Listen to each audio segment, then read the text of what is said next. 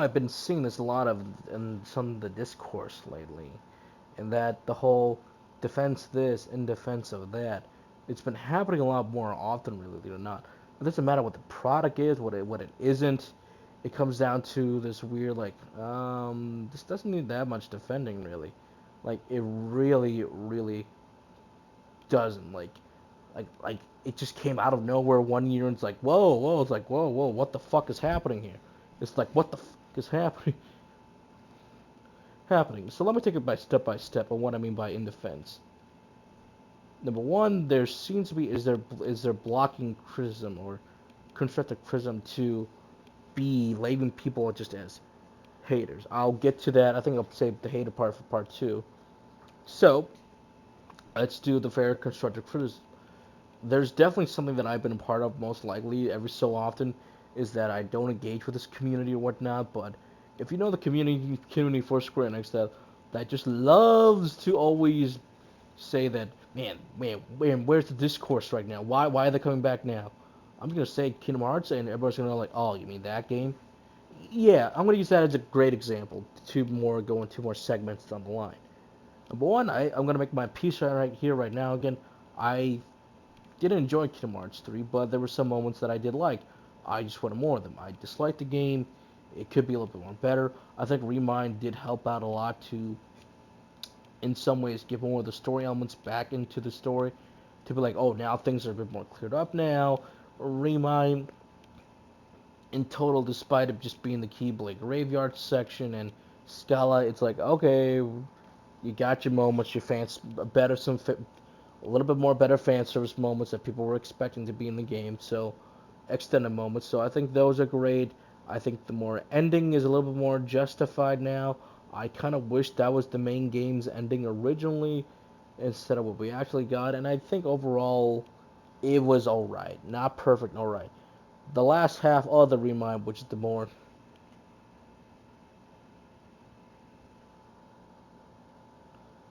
Remind, which is the limited cut episode, I think that works out so much better now.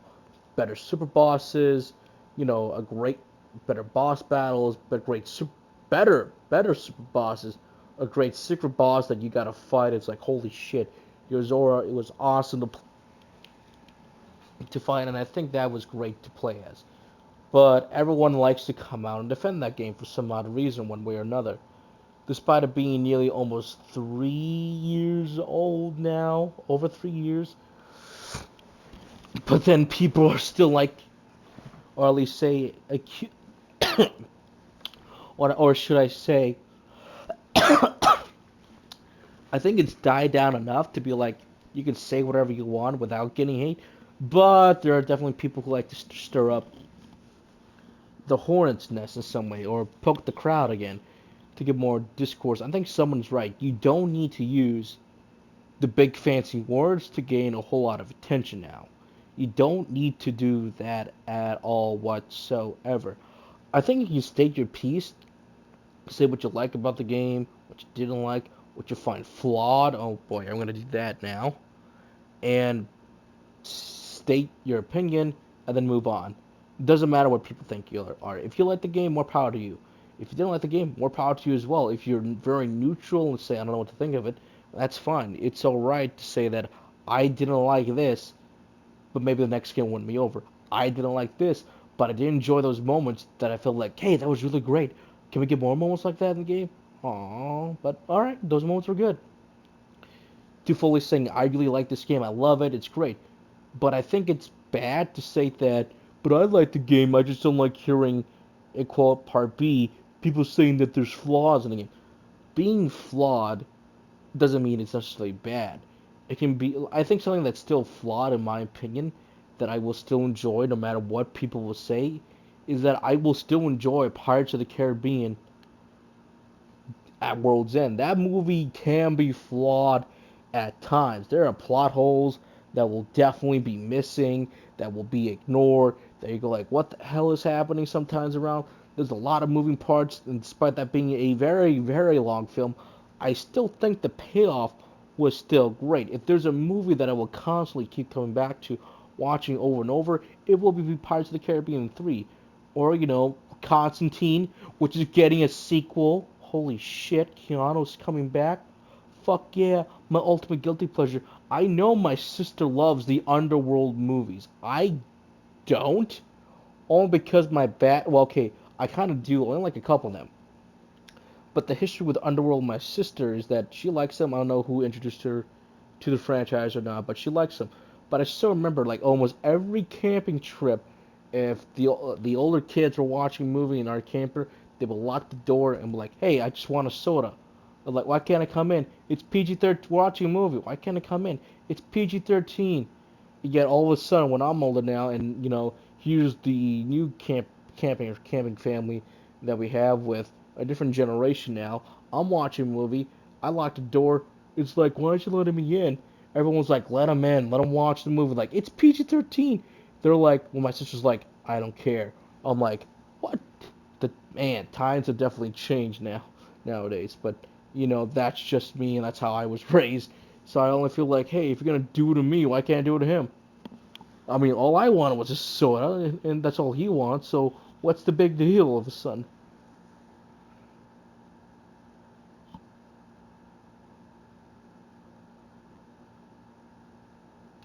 There's that. But going back to Pirates, is like, yeah, there's some things that you start to say like, wait, how did they capture Teodama with Davy Jones? Why didn't she come back? Some of that stuff can be explained. It's definitely within the song and the title of the movie where where they're executing a bunch of the pirates. So it's like, hey, that's how they did it. And not to mention at the same time, there's still some things you have to say. Well, couldn't they do this? Couldn't they do that? Like, why does Beckett and Jack meet or whatnot? But you know what? At the end of the day, it's like it was still a great movie. It did close the chapters that it needed to close. Character arcs finished when they needed to finish. And overall, despite how flawed it can be, some stuff are imperfect. It didn't work. Sometimes some information just flew over your head. It was still a great film. I don't know why people always say that it's not flawed. It's like, guys, flawed just means that you can acknowledge that. Acknowledge the flaw parts. It's not perfect, but maybe I enjoy that way. But then you go shift it to another thing. Part two is that excuses. Like, you defend one thing, but then you don't defend another thing in other entertainment. It's one of those things that Cinema Wins says that definitely something for Joker said. Like, you did acknowledge that at Cinema Wins, not Sin. Cinema Wins. The guy goes through all the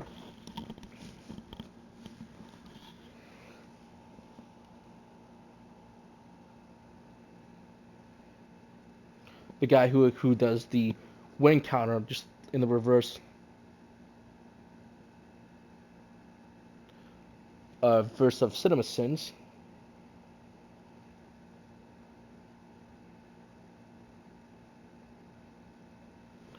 Is that number one? I think would I say that we do have some hypocrites?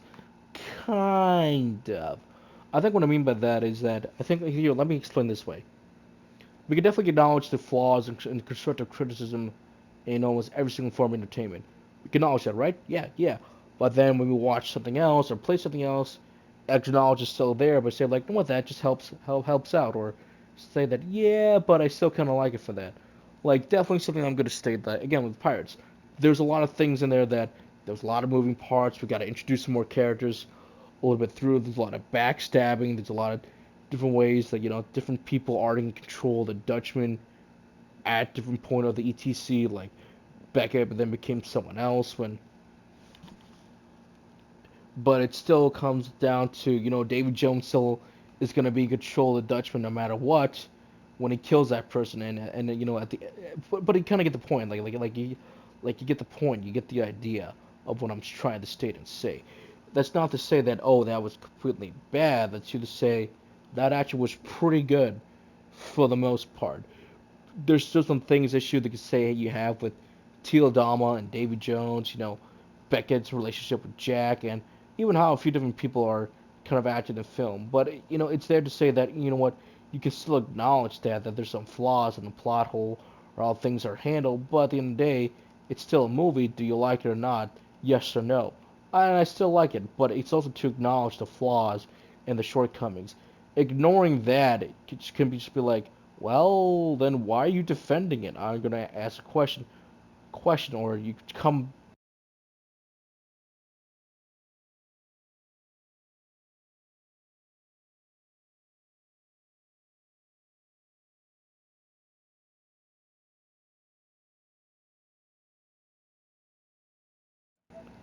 Or should I say, you become the biggest hypocrite of going around defending a lot of things, but then you start to say that I want to start a YouTube channel and start making my own reviews and whatnot. So you want to make your own reviews, and yet it's okay for you to make these videos on your channel. You know who you are about a bunch of different stuff, and be like, yeah, I'm all for constructive criticism. Is how it's presented. Like, dude, we are presenting it in a way of saying that, well, you can say yes for this, but how are we gonna ignore the fact that this plot line was gonna happen? But then all of a sudden, the writers start to ignore that after you do this thing, or after the movie did this, or when I'm reading the book, this happens, and it's never brought up again. Like why introduce a plot line that was going to happen, but then not happen? There's a thing called There's a thing called like Chekhov's gun. Keep the important stuff in your book. Keep the important stuff important. Keep the non-important stuff not important. Here's what I mean by that. Like, if you watch Once Upon a Time in Hollywood, you would understand that Leo's character, one of his characters, was is did his own stunts with a flamethrower that he had to, hold, wield, and operate correctly. You're thinking that's not going to be brought back up in the film, but it actually did when Brad Pitt is, fixing up the antenna and everything. And once he goes in, you see, oh, Leo kept one of the props, an actual flamethrower. But at the end of the film, here comes the flamethrower during the Charles Manson attack on Leo and Brad Pitt's characters. And what does Leo do? Brings out the flamethrower, and it's like, hey, barbecue, huh? How do I like your ribs? That's from a line from a different movie, but holy crap, Leo brought out that flamethrower and just freaking roasted with someone. That was pretty awesome. I mean, Chekhov guns is simple as follows. Everything in your story should be relevant, and to discard anything unnecessary to the plot.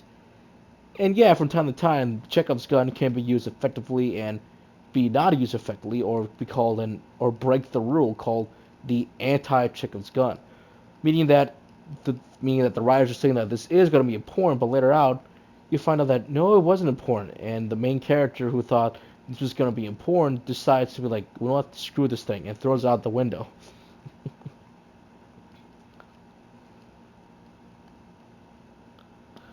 I mean, there's things using that effectively, but when I do acknowledge that, I can understand that the more that you start to write or watch films, or do some lessons from the screenplay, or understand what the writer and directors are trying to do, it does change from time to time. Sometimes it works, sometimes it doesn't, but it is there to help you and guide you. If they're telling me that this subject A is going to be porn, and then by later in the film or when I'm playing, if that doesn't come up again, then it's like, then what was the point of introducing that in the first place? It's a lot of things that you do see that get defensive a lot. Like, people are like, well, but it worked well in here, and then it meaning that there's always that duality, doing it one thing and then it's done in another. It definitely can get a little confusing at times, but overall, it just comes down to, well, depends on how it was used.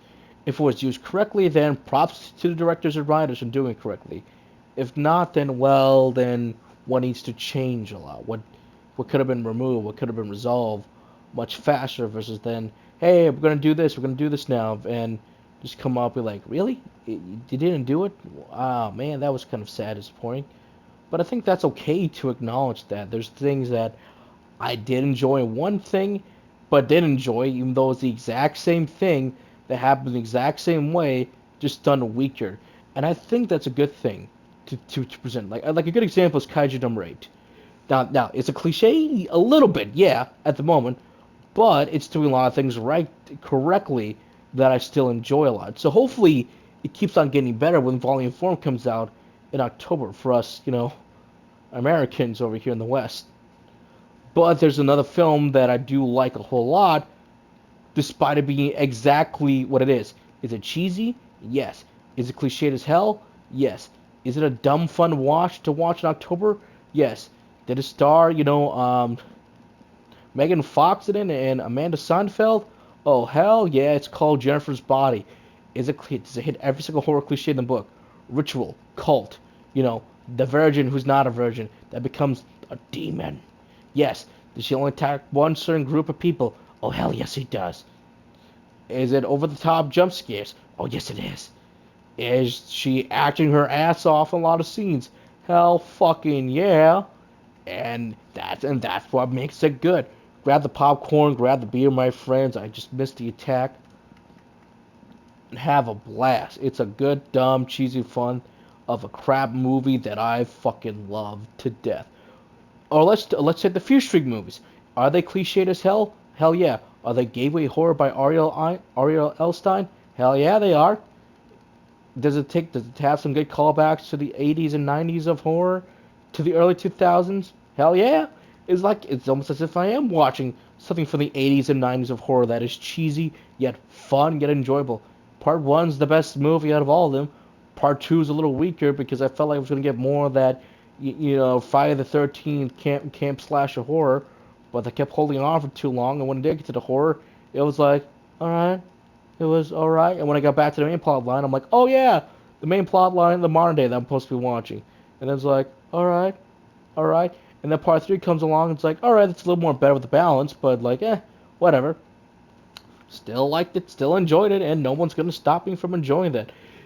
It's that thing that you say part 2. If you like it, that's fine. You can still acknowledge it, but don't be a dick about it. I think what I'm saying, don't be a dick about it, is that I can acknowledge sometimes when I'm wrong and sometimes when I'm right. I'm wrong about a few things, but definitely I can acknowledge that, hey, I was wrong about that. And say that, you know what, I will enjoy it, like, in a way. As in, you could be wrong about defending something. No one's going to blame you for that. You don't need to follow that crowd that's like, they're just defending it, or they're just haters. It's like, bros and girls, just move on. Politely. That's what I'm saying. Take a moment. Let's relax for a moment. Let's just breathe in. Just breathe out. And just be like, it's okay to like something. No one says you have to like every single product out there.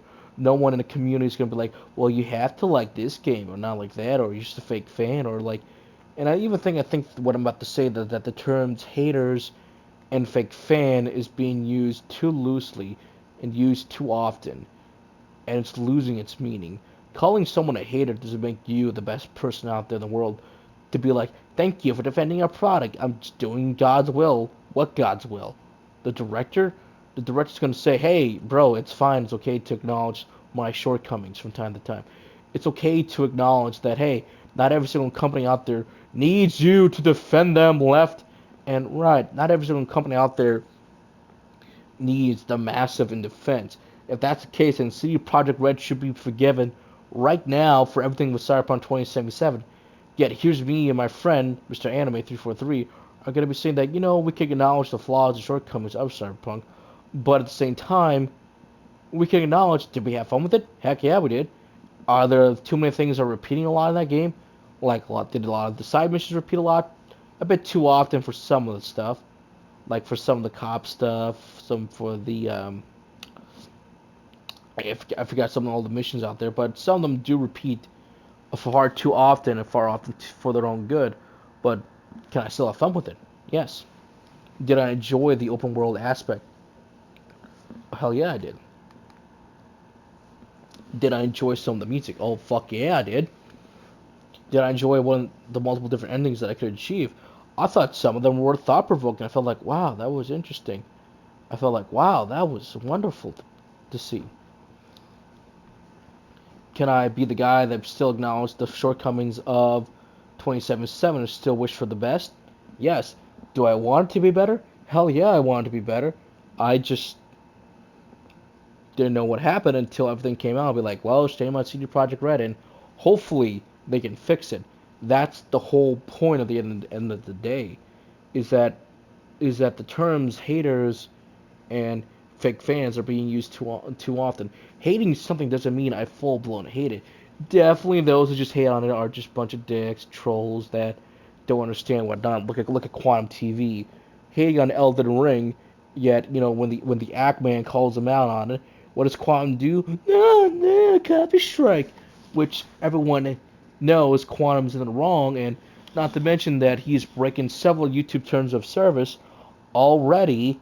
And why is he still on YouTube? I have no idea whatsoever.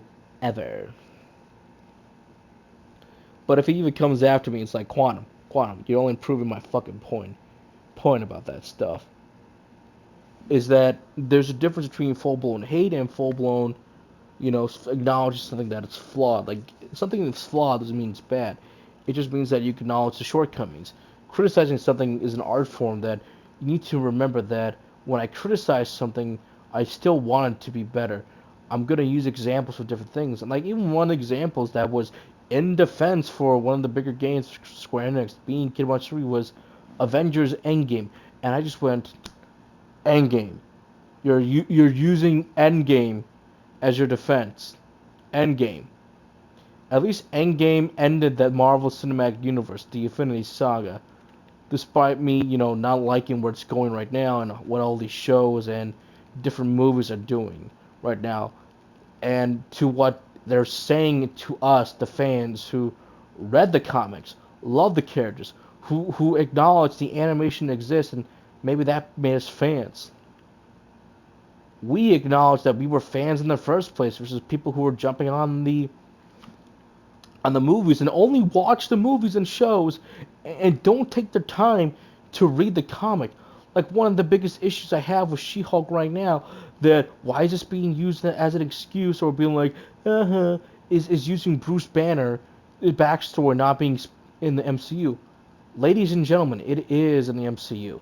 It's called Hulk. Remember Hulk that was directed by Ang Lee and the Incredible Hulk by a different director? Those are still canon. They're still using the same character. It's just with a different actor director. Robert Downey Jr. made an appearance as a cameo for the end credit scene of the Incredible Hulk, which I felt like that was fantastic. Well, no, it was the mid-credit scene, one of the two. It was the mid-credit scene. And as Bruce Banner explained in the Incredible Hulk, saying that I put a bullet I put a bullet, and the other guy spit it out. Bruce Banner saw his father abuse his mother, saw his father kill her. He was abused himself, and you know what?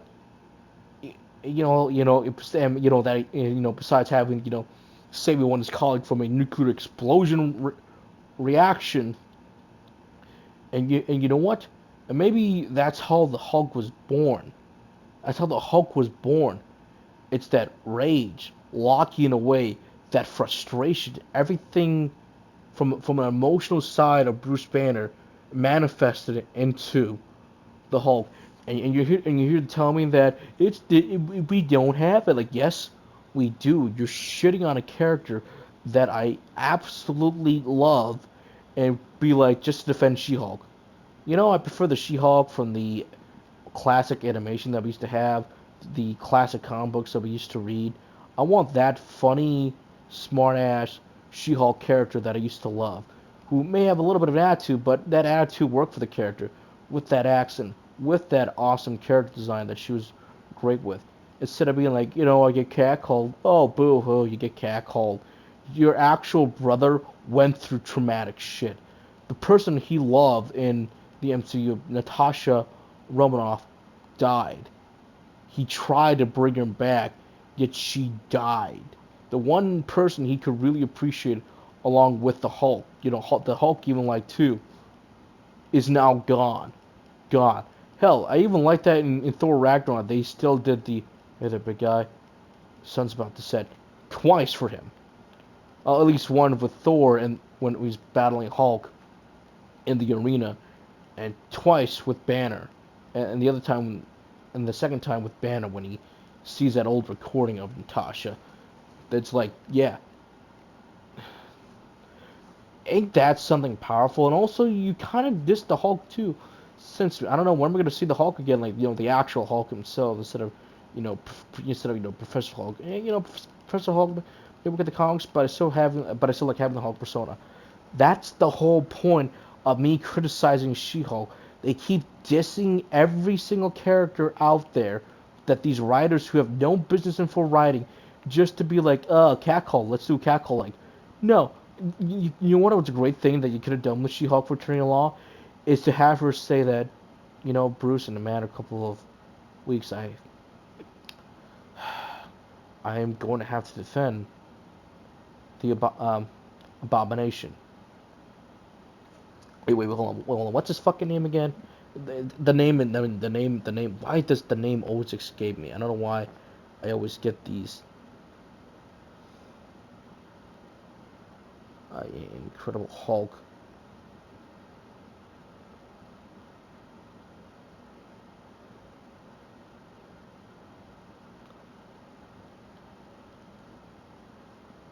I don't know why this always happens to me. Yeah, Abomination. Yeah. Emil, Abomination. But Tim Ross, Abomination. Like, it's like, come on, guys.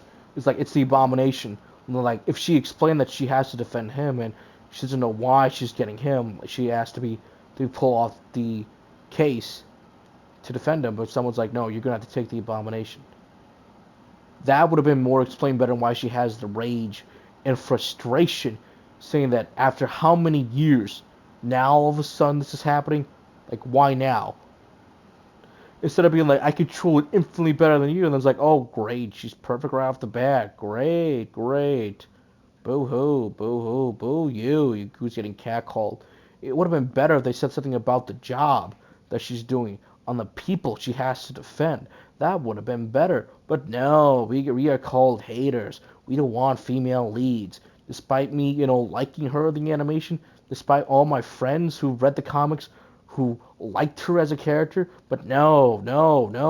Call us haters. Call us haters for not liking Brie Larson at Captain Marvel. Hey, when she, screw over the fans, every single media outlet is calling us haters that we don't want to see a female superhero lead. When we do a well-written, good female character lead, but the reason why I don't like Kara's Danvers Captain Marvel anymore is because they made her too fucking perfect. They made her too fucking, I'm better than everyone else. I get all these handing downs. Even for the rest of the Marvels, is like, either I don't like them or they keep rebooting Kamala. And, like, why can't we have a discussion like that, but instead of being called haters every single fucking time? Call us names and like, boo-hoo, you call me a hater? Maybe this hater is speaking some logic right now. Oh, boo-hoo, I don't like Kingdom Hearts 3, I guess I'm a hater, but it's like, I want the series to improve. If we can't, state our own mind on why I didn't like this game and it didn't work, I don't know what to say. We're in a cross pass. You gotta be us in the middle somewhere. Oh, boo-hoo, I don't like SAO, I guess I'm a hater, or believe the multiple videos out there for SAO, like, which is not the fucking case. I just want the game to be better. I just want the show to be better. I want their licensed video games to do better, instead of me going like, is this good or bad? Should I talk to the people about this? Even something so small, so simple, of like, hey, I want your redo of healer analysis video to be better, instead of calling people out. When I was like, hey, if you're gonna call them out correctly, instead of going like, well, instead of taking forever to explain something, and do a better analysis fucking video, instead of going, the filthy frig of no one gives a shit response. You know who you are, and when you see this video, you're like, wait, that was you? I'm like, yep. Like, I want these videos to be better so I can understand these characters.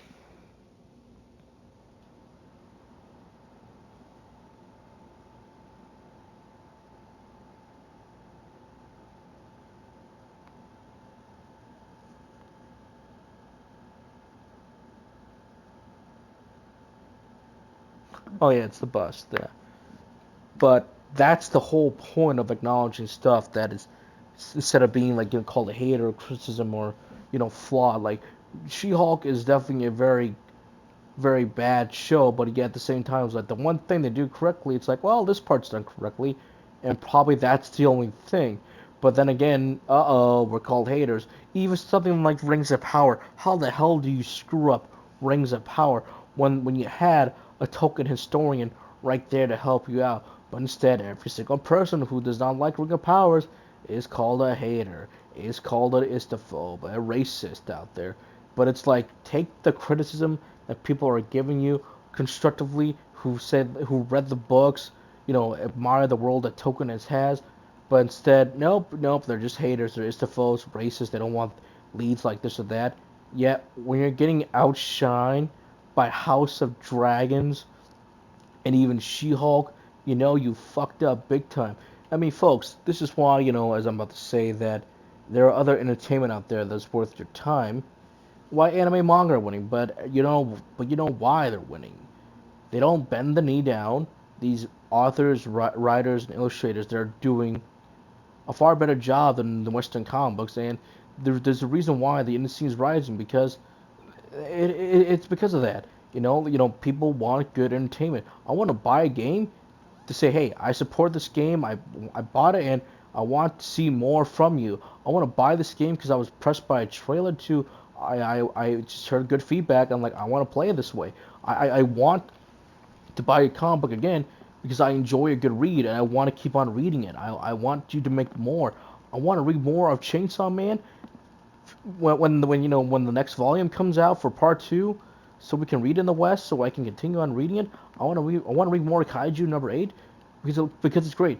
But I don't want to continue reading or playing something if that, well, my experience is either dampened by a community of people, or people are just labeling people this and that, and the discourse is bad. I don't want to read modern day comic books because they keep saying that we want to represent more people in comic books. Why don't you write good representation? Why don't you write an actual character that goes through a lot of ranges of emotions that people can cheer and root for? Why don't you write entertainment? Why don't you be entertaining? Comic books were entertaining, and yet all of a sudden, it's that here's a Spanish character, they're bisexual and trans. No offense to the actual trans people out there, or bisexual people, but it's like, why are we talking about their race, their gender, and their sexuality? No one gives a shit about that. If you want good representation, write the character who is believable, that goes through a hero's journey, the rise and fall, the greatest comeback story of all time that we could be having. Instead, it's just, here's this, here's that, here's a bunch of clickbaiting word titles that people are having. There's a reason why Power Rangers right now is doing so well. Well, besides going to switch to Netflix right now, which I think they can now go from Young and 7 to G, or a slightly upgraded PG for television, to have some really good stuff in there right now. But they can also start adapting one of my favorite comic books, the Shadow Grid series for Power Rangers. Dude, they could be adapting some of the more comic book stuff. Hell, they could even ask Toei, like, hey Toei, can we go back to some of the other Super Sentai that we have yet to adapt it? Like, I want to see the actual Sentai that had the actual White Ranger that was used for Mighty Morphin Power Rangers, along with their Zords, so I can see that adaptation properly. Like, I want to see Tommy. I want to see Jason David Frank come back to the franchise again. He loves the franchise, and I hope whatever's going on with personal life that can be resolved, and something that isn't blown up. That's like a video for another day, or I can bring that up to one of my friends out there that we do our live streams on, so we can talk about that a bit more. But there's a reason why people love that franchise, that it's kind of have a little bit of resurgence. I think Beast Morphers was the best season in a long, long time. It's either they got the writers that knew exactly what they're doing, and that now they could finally do their stuff, that they either knew that Nickelodeon wasn't going to save them again, or things were going to change, that it became the best season. The team-ups were far better in the later seasons than, versus when Saban had it back with, Samurai and Megaforce. God damn it, those fucking shows sucked ass. Dino Charge just had to be good, and it was better. And we had some good team ups, and that was pretty good. The ending was a little bit weird, but like, hey, you know what? They were listening to feedback. They just had better screenwriters, and they did better. The season after that, that was great. Ninja Steel, still a little bit more iffy. I don't know why we keep going back to ninjas all the time, or dinos, or maybe that's the thing that we just like. They just do better. Like, even stuff like Sentai, let's say Power Rangers was the comics. Let's say Power Rangers is now the new game. Let's say Power Rangers was the film. I wish I would actually get a sequel to the film that I like, but that is the whole point, people. We want to be entertained, but at the same time, we got to have the criticism, the feedback out there. if I defend something for too long, I think there's not something not wrong with the game. There might be something wrong with me that I need to look in the mirror and be like, it's not worth fighting for. And I think that's the whole point in this video that I've gone on my long rant too long about, is that is the whole point. Are we getting too nitpicky? Are we getting too much in defense of this, in defense of that? I'll defend one product here, but next criticize the next product. I think it has happened to that point, and you know what? It is something that we can all acknowledge that yeah, it's been happening a whole lot, but at the same time, this is what it is right now.